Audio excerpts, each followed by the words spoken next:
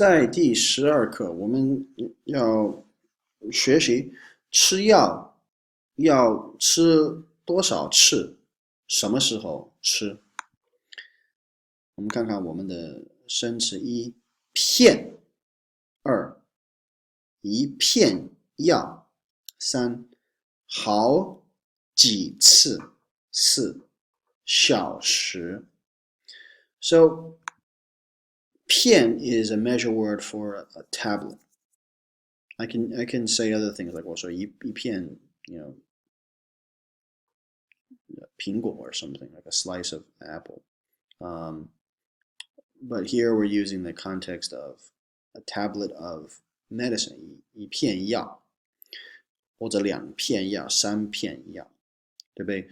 如果你买一瓶药 ，this would be a bottle of medicine. 一瓶药里边一般来说有很多片药，所以医生会告诉你 ，OK， 你买了药以后，你每天要吃几片呢？每天吃10片，每天吃一个星期吃2片 ，something like that.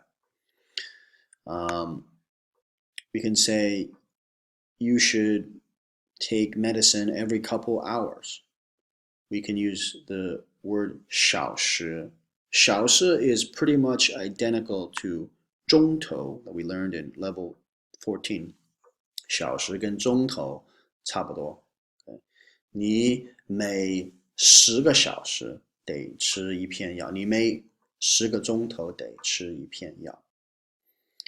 或者你吃坏了肚子，所以你最好24小时不吃饭。要吃几次药呢？ How many times? Well, then you can talk about 好几次 quite a few times. This is another way to talk about, or another way to use 次. Remember, 次 is a measure word used to indicate an action is performed number of times. So you have verb plus number plus 次. Okay, so I can say 好几次。你吃药吃几次？我吃好几次 quite a few times. I can use quite a few with other measure words. I can say 好几片，你要吃几片药？好几片。你要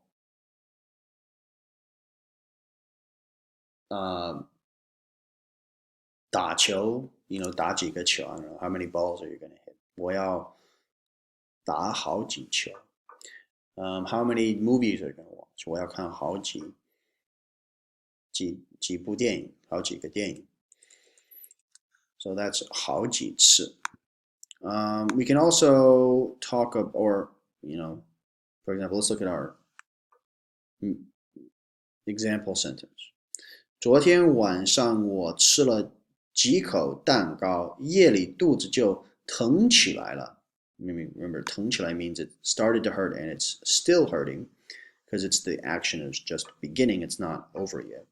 今天晚上上了好几次厕所 so I went to the bathroom quite a few times. I'm not very comfortable. 吃is used generally in the verb plus number plus 吃 structure. I'm going to kind of go into some detail about 吃 now. You might have seen some of this stuff in level 14, but it's good to review. So if you're going to say I made 2 phone calls this morning, literally that translates to I made phone calls 2 times. 上午我打了2次电话。We have the verb plus the number plus 次。昨天我吃了3次药。So here we have how many times are you eating medicine each day, right? So 昨天我吃了3次药。This is a instruction for when and how many times to take medicine. Now notice, this is a little bit technical, so it's not that important, but grammatically, if the object is a person or a place. You can put 是 between the verb and the object or after the object. However, if 是 is not a person or place, 是 should be placed between the verb and the object. That is, you can always put 是 between the verb and the object. Put 是 right after the verb plus number plus 是. But sometimes you can go after the object depending on the specific kind of object it is. For example, 去年我去了一次中国，你呢？去年我去了中国2次. Here we have the 2次 after the object. Now if I put 2次 here, 我去了2次中国, that would be perfectly correct as well. Another example, 昨天我找了3次王医生. Here we have the person again after 次. 是吗？昨天我也找了王医生3次. And here we have the 是 after the object. Again, I can just move this around. 昨天我找了3次王医生. 昨天我找了王医生3次. These would all be correct sentences. However, if the object is a personal pronoun, 是 must follow the object.